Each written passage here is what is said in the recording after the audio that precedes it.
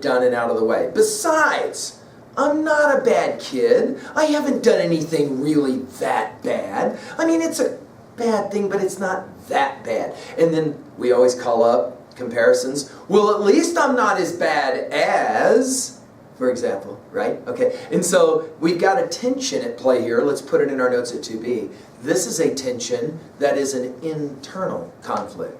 Sasha himself, 1 second he wants to rush through the door and say to these guys, I'm no criminal. On the other hand, he says to himself, I really don't care what they think of me. Back and forth we go. All right, let's continue now. The tension is inevitably coming. We got to figure out what's going to happen with this problem. He had discounted a forged note, but all the young men he knew did the same. Chekhov and von Burst always forged IOUs from their parents or friends when their allowances were not paid at the regular time. And then when they got their money from home, they redeemed them before they became due. Sasha had done the same, but had not redeemed the IOU because he had not got the money which Chekhov had promised to lend him. He was not to blame. It was the fault of circumstances. It was true that the use of another person's signature was considered reprehensible, but still it was not a crime, but a generally accepted dodge, an ugly formality which injured no one and was quite harmless. For in forging the colonel's signature, Sasha had no intention of causing anybody damage or loss. No, it doesn't mean that I am a criminal, thought Sasha. And it's not in my character to bring myself to commit a crime. I am soft, emotional. When I have the money, I help the poor. I'm a good guy, in other words. Sasha was musing after this fashion while they went on talking the other side of the door. But, my friends, this is endless, the colonel declared, getting excited. Suppose we were to forgive him and pay the money. You know he would not give up leading a dissipated life, squandering money, making debts, going to our tailors and ordering suits in our names. Can you guarantee that this will be his last prank? As far as I am concerned, I have no faith whatever in his reforming. The official of the Treasury muttered something in reply.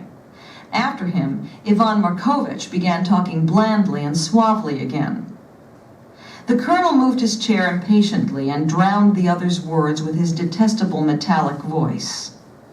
At last, the door opened, and Ivan Markovitch came out of the study. There were patches of red on his clean-shaven face. Come along, he said, taking Sasha by the hand. Come and speak frankly from your heart, without... All right, so here we go. Let's put it in our notes at level 1. So we now have both sides. Some have argued this is almost like watching a volleyball game or a tennis match, where at first you got what's happening on one side of the door, and then you got what's happening on the other side of the door, and now finally we're going to get these two together. And as we go into these, notice we're going to be told, speak frankly. Out comes Ivan. And he goes, okay, boy, you got to come in here, you got to talk. Speak frankly from your heart, without pride, my dear boy, humbly and from your heart. In other words, come in here and tell us what you really think. Now, the expectation is probably, and Sasha knows this, that the expectation is probably that, right?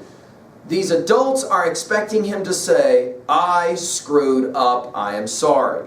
Obviously, we're now at a point in our story where we can make a prediction. Predict really quickly on your notes at level 1. What do you think is going to happen next? Do you think Sasha's going to come in and apologize? Do you think Sasha's going to come in and go, up yours, I don't care what you think? Do you think Sasha's going to pick something kind of in the middle or in between? All right?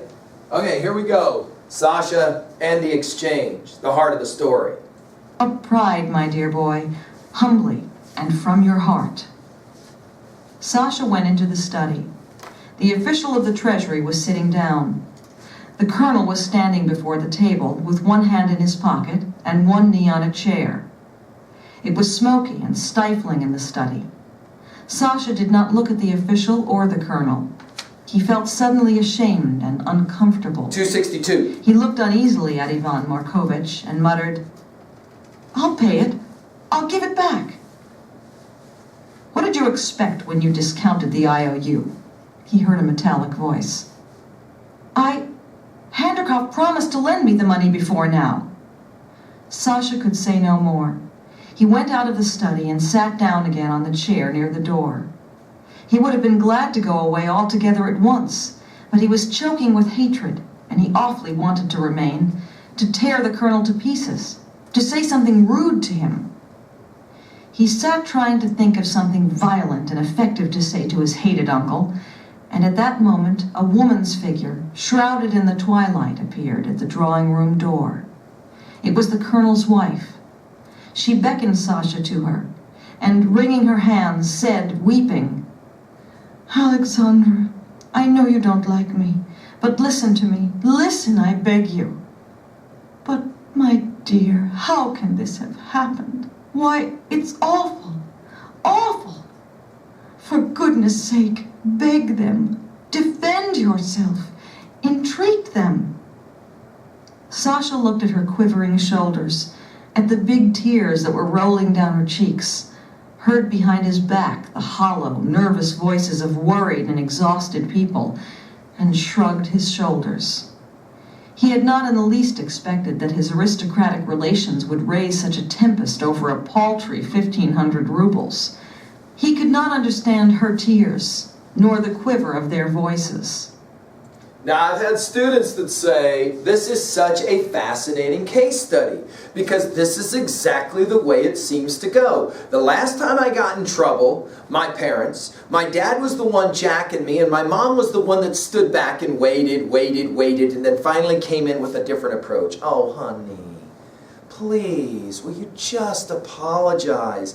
Making it a little bit more difficult. Hey, I just want to point out on page 262, do you see it? That all of a sudden, Sasha is ashamed and uncomfortable.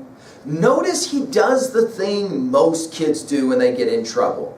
He makes somehow it not really his fault. Did you notice this? Write that down at level 1. Sasha likes to somehow make this not his fault. In other words, dude, this is not that big of a deal. I don't know why you guys are like getting all emotional about it. By the way, the other thing is, notice, these are aristocrats, which means they have serious amounts of money. So we can't believe that they're really that upset that he, for example, kind of took the credit card and overcharged it, if you will, did something kind of illegal by representing, somebody else instead of himself. And for all of this, everybody's getting like seriously wound up. We're now going to turn to see how's this story going to finally finish out? What do you predict will be the way this story finishes out? Here we go. An hour later, he heard that the colonel was getting the best of it. The uncles were finally inclining to let the case go for trial. "The matter is settled," said the colonel, sighing. "Enough." Let him get jacked, in other words. After this decision, all the uncles, even the emphatic colonel, became noticeably depressed. A silence followed. "Merciful heavens," sighed Ivan Markovitch. "My poor sister." And he began saying in a subdued voice that most likely his sister, Sasha's mother, was present unseen in the study at that moment.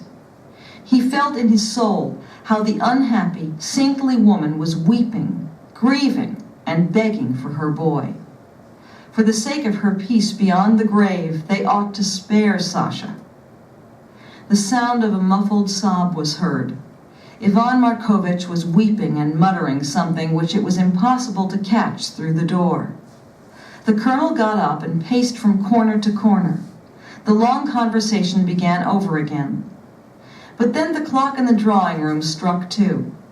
The family council was over. 263. To avoid seeing the person who had moved him to such wrath, the colonel went from the study, not into the hall, but into the vestibule.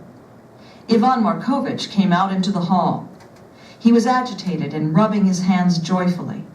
His tear-stained eyes looked good-humored, and his mouth was twisted into a smile. "Capital," he said to Sasha. "Thank God. You can go home, my dear, and sleep tranquilly. We have decided to pay the sum, but on condition that you repent and come with me tomorrow into the country and set to work." A minute later, Ivan Markovitch and Sasha, in their great coats and caps, were going down the stairs. The uncle was muttering something edifying. Sasha did not listen, but felt as though some uneasy weight were gradually slipping off his shoulders. They had forgiven him. He was free. A gust of joy sprang up within him and sent a sweet chill to his heart. He longed to breathe, to move swiftly, to live. Glancing at the street lamps and the black sky, he remembered that von Burst was celebrating his name day that evening at the Bear. And again a rush of joy flooded his soul. "I am going," he decided. But then he remembered he had not a farthing, that the companions he was going to would despise him at once for his empty pockets. He must get hold of some money, come what may. "Uncle, lend me 100 rubles," he said to Ivan Markovitch. His uncle, surprised, looked into his face and backed against a lamppost. "Give it to me," said Sasha, shifting impatiently from one foot to the other and beginning to pant.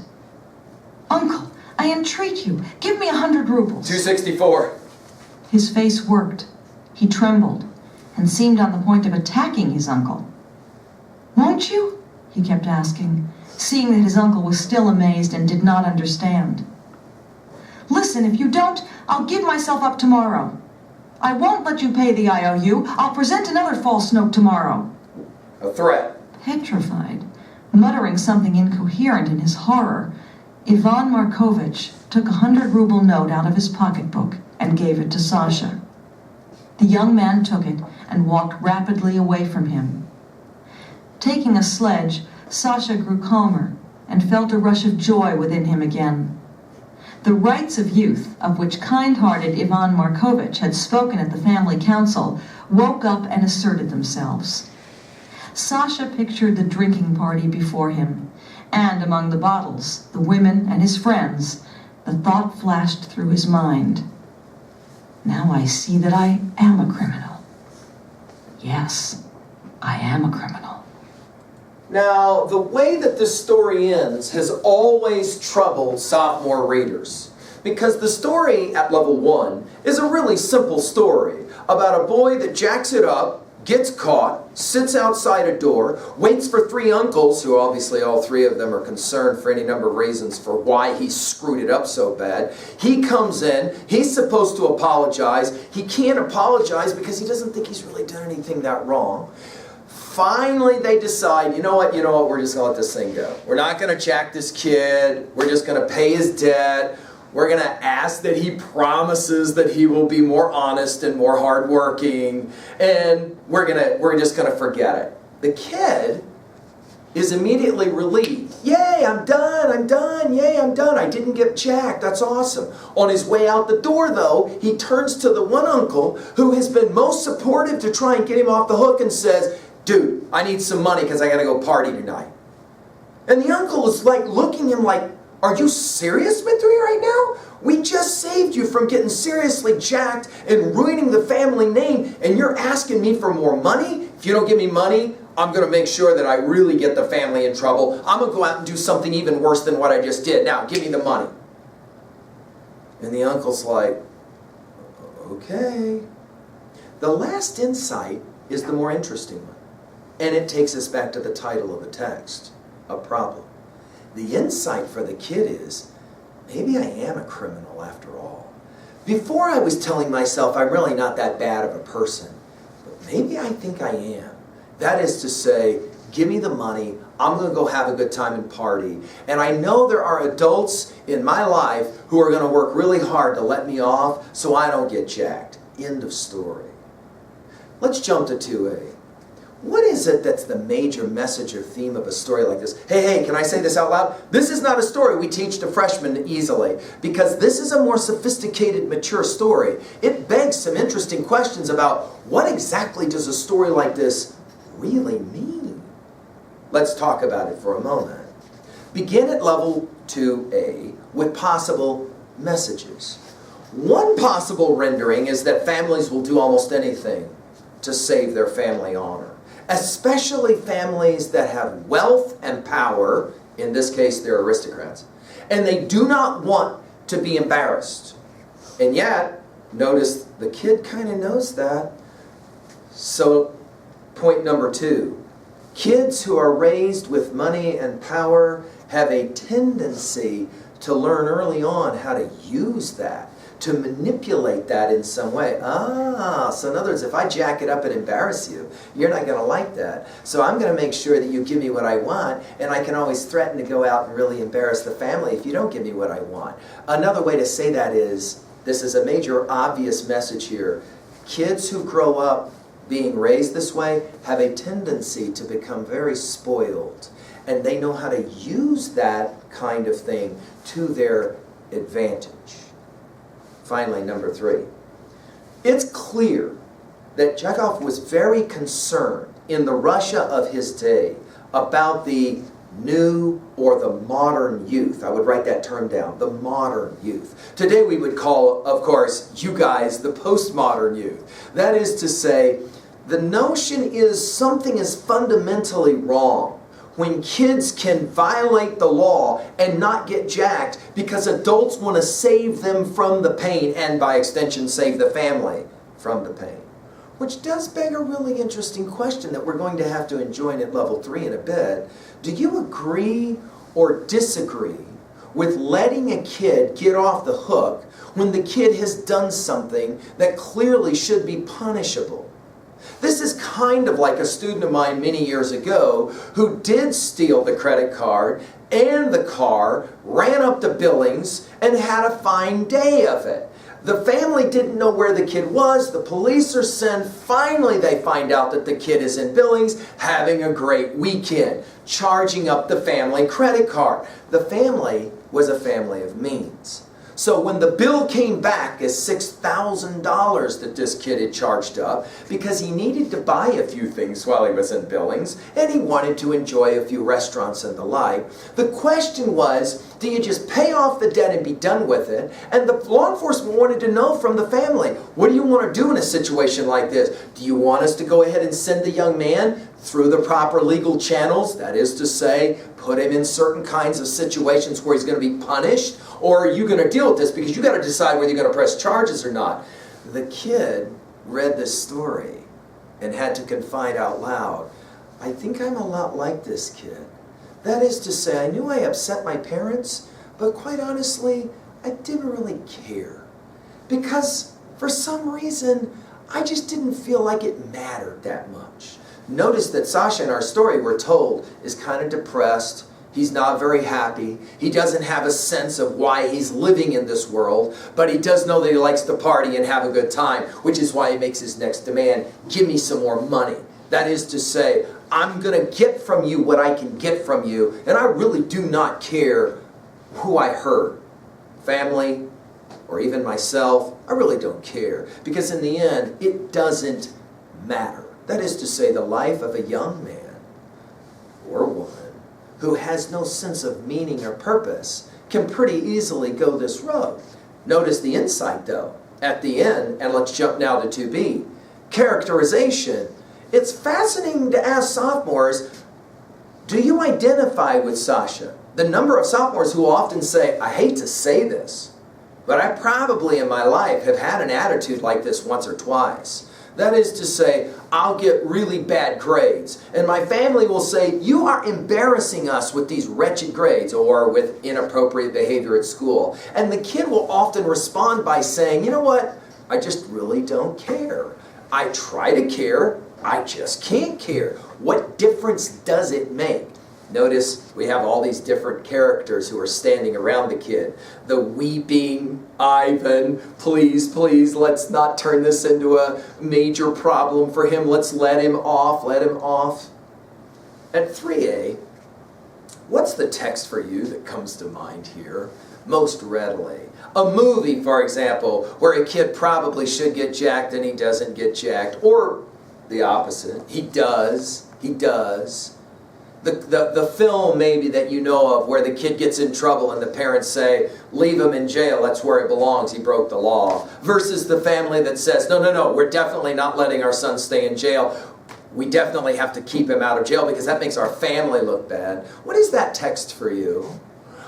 Who is Sasha for you most like in terms of text that you know of? That comes to mind. A lost kid. A kid that doesn't seem to have a place. A kid that doesn't seem to have a way of thinking about his life as having any value at all. It really doesn't matter to him what happens from moment to moment, from day to day, from year to year. He really doesn't care. By the way, let's point out, often these kinds of kids are the ones who do come from means, money.